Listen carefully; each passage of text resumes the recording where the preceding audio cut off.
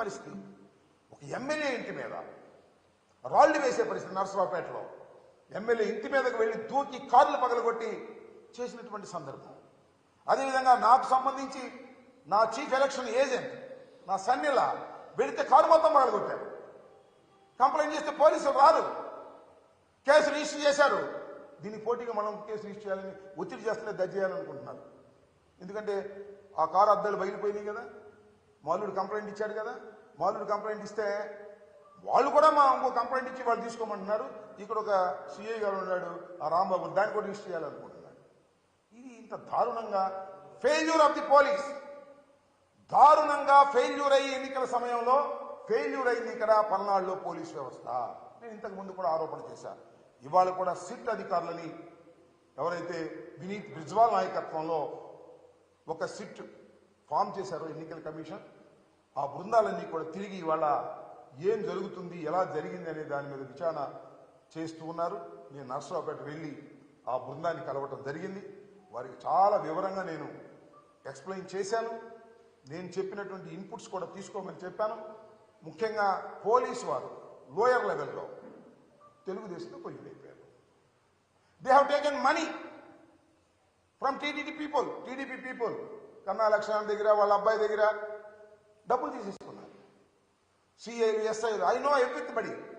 కొంతమంది తీసుకోలేదు కూడా, అది వేరే అంశం. అందరూ నేను ఒకటి మనవి చేశాను పోలీసు వారికి కూడా, ఆ సిట్లో ఉన్న వారికి కూడా, మీరు తెలుసుకోదలుచుకుంటే పోలీసు వారు చేసిన తప్పులు కానీ లంచాలు కానీ 5 నిమిషాల్లో మీరు తెలుసుకునేటువంటి అధికారం మీకు ఉంటుంది, తెలుసుకోగలిగిన శక్తి కూడా మీకు ఉంటుంది అని ఈ సందర్భంగా నేను వారికి చెప్పాను. వారు తెలుసుకునేటువంటి ప్రయత్నం కూడా చేస్తారని నేను భావిస్తూ ఉన్నాను. వాస్తవానికి ఇంత దారుణంగా పల్నాడు ప్రాంతంలో ఇంత దారుణంగా ఫెయిల్ కావడానికి దీని మీద అధ్యయనం చేయవలసినటువంటి అవసరం ఉంది. ఎన్నికల సమయంలో ఫెయిల్ అయ్యారు. ఫెయిల్ అయితే గందరగోళం అయింది. ఈ మూల్యాన్ని ఎలా చెల్లించని చెప్పి నాకు అర్థం కాదు. కొన్ని బూతులు అయితే ఆక్యుపై చేసుకున్నారు, వాళ్ళు ఇష్టం వచ్చినట్టుగా దొంగోట్లు వేసుకున్నారు. రీపోలింగ్ అడిగితే నేను ఇవ్వడానికి సిద్ధంగా లేరు. ఇంత దుర్మార్గమైనటువంటి పరిస్థితులు ఎందుకు కల్పించబడ్డాయో ఒకసారి ఆలోచన చేయవలసినటువంటి అవసరం ఉందని నేను సిట్ అధికారులకు వివరంగా చెప్పడం జరిగింది. సిట్ అధికారులు కూడా ఆ పద్ధతుల్లో విచారణ జరుపుతారనేటువంటి భావనతో నేను ఉన్నానని కూడా మనవి చేస్తున్నాను. ఏసీ లేదా, నేను ఆ విధంగా భావిస్తున్నాను. ఇంత దుర్మార్గమైనటువంటి ఆలోచన మరి ఎక్కడి నుంచి వచ్చింది, ఎలా వచ్చింది ఆలోచన చేయాలి. ఇప్పటికి పోలీసుల్ని ఐపీఎస్ ఆఫీసర్ సస్పెండ్ చేశారు. సస్పెండ్ చేస్తే ఏమైంది చెప్పండి? పోయిన కాలం తిరిగి వస్తుందా? తలలు పగిలిన తలలు అతుక్కుంటాయా? చాలా దారుణమైనటువంటి పరిస్థితి ఏర్పడింది. దీన్ని గమనించాలని కూడా నేను మనవి చేస్తున్నాను. అంతేకాదు, నా నియోజకవర్గంలో ఇవాళ కూడా తొండపి అనే గ్రామం అనాథగా అల్లాడుతూ ఉందని మనవి చేస్తున్నాను. టోటల్ ముస్లిం మైనారిటీస్ అందరూ కూడా ఊరు వదిలి వెళ్ళిపోయి అక్కడో ఇక్కడో తలదాచుకునేటటువంటి పరిస్థితి ఏర్పడింది. ఇంత దారుణం అండి. ఒక కల్చరల్ సొసైటీలో, ఒక రక్షణ కలిగినటువంటి సొసైటీలో, ఒక ప్రజాస్వామ్యంలో ఊర్లో ఉన్న ముస్లిం మైనారిటీస్ అందరూ కూడా ఎక్కడెక్కడికో పిడుగురాళ్ళ దూర ప్రాంతాలకు వెళ్ళి తలదాచుకోవాల్సినటువంటి పరిస్థితి ఏర్పడిందంటే ఏమిటి ఇంకా మానవ సమాజం ఉందా లేదా ఆలోచించమని మనం చేస్తున్నాం. ఇందాక ఆ సిట్ అధికారిని కలిసినప్పుడు కూడా చెప్పారు, తొండపిలో శాంతి భద్రతలు లేవు, ఎక్కడెక్కడో తలదాచుకున్నారు, వాళ్ళందరినీ తీసుకురండి, వాళ్ళందరినీ తీసుకొచ్చి ఆ ఇళ్లలో ఉండే విధంగా చేయాలని. ఏం చేశారండి? తొండపిలో ఇళ్ళు తగలేశారు, ముస్లింస్ ఇళ్ళు తగలేశారు. అంతేకాదు ముస్లింలు బైకులు, బళ్ళు మొత్తం తగలేశారు. దారుణంగా ప్లాన్గా చేసి పోలింగ్ అయిపోయిన రోజు సాయంత్రం చాలా దారుణంగా వ్యవహరించారు. అలాగే మాదల్లో కూడా జరిగింది. మాదల్లో తట్టుకోగలిగారు, కానీ తొండపిలో మాత్రం తట్టుకోలేక గ్రామాలు వదిలి పారిపోయినటువంటి పరిస్థితి.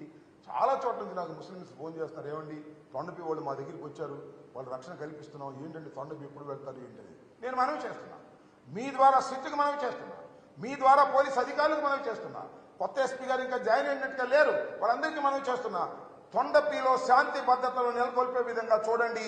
ఎవరైతే ఇళ్లు వదిలి పారిపోయి ఎక్కడో తలదాచుకుంటున్నారో వాళ్ళందరినీ తీసుకొచ్చేటటువంటి ప్రయత్నం చేయండి. ఇలాంటి పరిస్థితి నేను ఈ మధ్యకాలంలో ఎప్పుడు చూడలేదు. ఊళ్ళు వదిలిపెట్టి వెళ్ళిపోయినటువంటి పరిస్థితి, లా అండ్ ఆర్డర్ ఏమైపోయింది ఈ సమాజంలో అనేటువంటి బాధ కలుగుతూ ఉంది. తొండపి మీద దృష్టి పెట్టి అక్కడ ఉన్నటువంటి ఇళ్లను సరిచేసి ఎవరైతే పారిపోయి బతుకుతున్నారో వాళ్ళందరినీ తీసుకొచ్చే కార్యక్రమం చేయవలసినటువంటి బాధ్యత మానవతా దృక్పథంతో కూడా ఉంది. చట్ట ప్రకారం కూడా ఉంది, ఆలోచన చేయమని మనవి చేస్తున్నా. నేను భావిస్తున్నాను ఈ సిట్ వచ్చిన తర్వాత అనంతపూర్లో కానీ లేదు పల్నాడులో కానీ విచారణ జరిగిన తర్వాత చాలామంది నేరస్తులు, ముఖ్యంగా దీనిలో నేరస్తులు పోలీసు వారే, బయట వారు ఏం కాదు, డబ్బులు ఇస్తే తీసుకున్న వాళ్ళు, సమయానికి డ్యూటీ చేయని వారు, అలసత్వం వహించేవారు, నువ్వు చేసుకోరా బాబు అనేవాడు, వాళ్ళందరి మీద యాక్షన్ తీసుకోవాల్సిన అవసరం ఉంది. నేను సిట్ వారికి కూడా చెప్పాను, ఎవరైతే క్యాండిడేట్స్ దగ్గర డబ్బులు తీసుకున్నారో, మెతగ్గా ఉండాలని ప్రవర్తించారో వారందరి మీద యాక్షన్ తీసుకోవాల్సినటువంటి అవసరం ఉన్నది. అదేవిధంగా సత్తెనపల్లిలో ఉన్నటువంటి రాంబాబు అనే సిఐ మీద కూడా నేను ఎన్నికల కమిషనర్కి రిటర్న్గా ఇచ్చాను, ఎస్పీకి రిటర్న్గా ఇచ్చాను, ఐజీకి రిటర్న్గా ఇచ్చాను, సిట్ వారికి కూడా రిటర్న్గా ఇచ్చాను. దాని మీద కూడా విచారణ జరిపి యాక్షన్ తీసుకోవాలి. కొంతమంది పోలీస్ అధికారుల మీద నేను మనవి చేస్తున్నాను, ఇంత అరాచకం జరిగిన తర్వాత, ఇంత law and order problem create అయిన తర్వాత, ఇంత దౌర్జన్యాలు జరిగిన తర్వాత, ఇంత వైఫల్యం జరిగిన తర్వాత పోలీసు వారి మీద యాక్షన్ తీసుకోకపోతే ఖచ్చితంగా ఇంక సమాజం ఉండదని కూడా మనం చేస్తున్నాం. ఒక తప్పు చేసిన వారి మీద శిక్ష జరగాలి, జరిగినప్పుడు సమాజం బాగుపడుతుంది.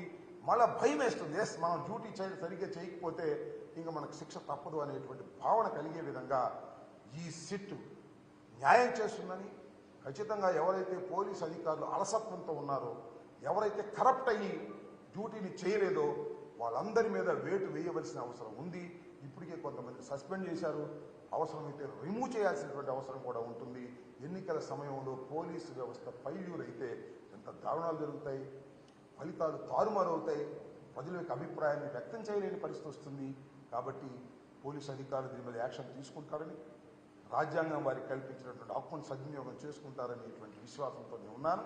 అదే విషయాన్ని వారికి కూడా చెప్పడం జరిగిందని కూడా ఈ సందర్భంగానే మనం ఎవరైనా అటువారైనా ఇటువారైనా, మా వాళ్ళు కూడా కొన్ని చోట్ల అగ్రెసివ్గా ఉంటే ఉండవచ్చు, నేను కాదు నాను.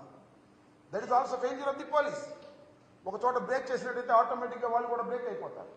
అలసత్వంగా వ్యవహరించినటువంటి వారి మీద తప్పనిసరిగా యాక్షన్ తీసుకోవాలని మీ ద్వారా అధికారులను కోరుతున్నాను.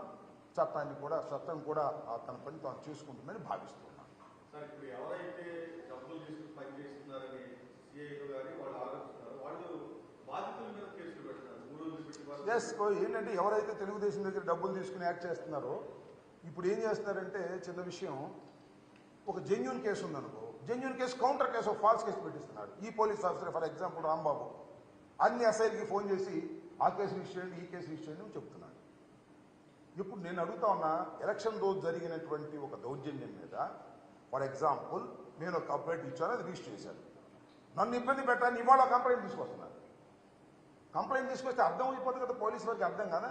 మొన్న ఇచ్చినటువంటి కంప్లైంట్ మీద ఇవాళ మళ్ళా కంప్లైంట్ ఇస్తున్నారంటే ఫాల్సా, అది జెన్యూన్ అనడానికి ఏదైనా గాయమైనా ఉండాలి, ఏదైనా ప్రాపర్టీ నష్టపోయినా ఉండాలి. ఆ రెండు కనపడుకోకుండా కేసు రిజిస్టర్ చేస్తే కేసు అండ్ కౌంటర్ ఉంటే ఏదో చేయొచ్చు అనేటువంటి భావనతో ఉన్నారు. నాకు అదే విషయం, నాకు నారాయణపాడు విషయంలో నారాయణపాడు నుంచి ఫోన్ చేశాడు, ఏమండి వాళ్ళు కేసు ఇస్తున్నారండి అంటే, వాళ్ళకి ఫోన్ చేశాడు, ఏమయ్యా మేము చేయింది కేసు ఎందుకు ఇస్తానని అడిగాను లోకల్ వాళ్ళు.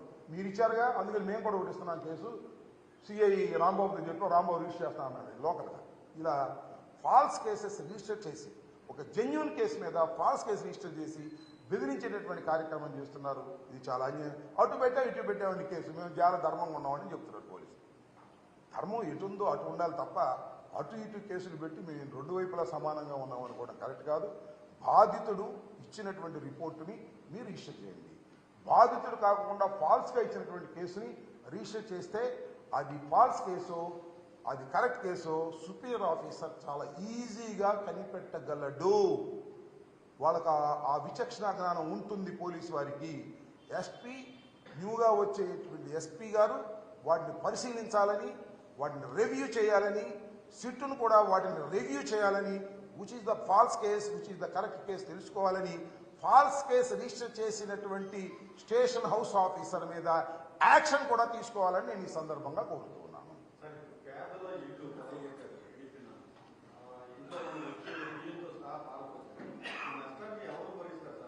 We will see later. నేను చూద్దాం. ఇప్పుడు ఫర్ ఎగ్జాంపుల్ తొండపి ఉంది, తొండపిలో అంతా ముస్లిమ్స్ పాపం, ఏ రోజుకి ఆ రోజు రెక్కాడితే కానీ డొక్కాడినటువంటి ప్రజానీకం. వారి మొత్తాన్ని వారి వాస్తులన్నీ ధ్వంసం చేశారు, ఇళ్ళు పాల్గొట్టారు, ట్రాక్టర్లు కాల్చారు, స్కూటర్లు, బళ్ళు, 2 వీలర్స్ మొత్తం కాల్చారు, ఇంట్లో వస్తువులన్నీ కాల్చారు. వారికి ఏదో ఒక ఆర్థిక సహాయం ప్రభుత్వం వైపు నుంచో పార్టీ వైపు నుంచో చేయాల్సిన అవసరం ఉంది. దాని మీద కూడా ఆలోచన చేస్తాం. తప్పనిసరిగా నేను మనవి చేస్తున్నా, చెప్పడం కొద్దిగా అతిశక్తి ఉంటుందేమో కానీ జగన్మోహన్ రెడ్డి గారు మనం చెప్పాడు కదా, ఏమీ తేడా ఉండదు.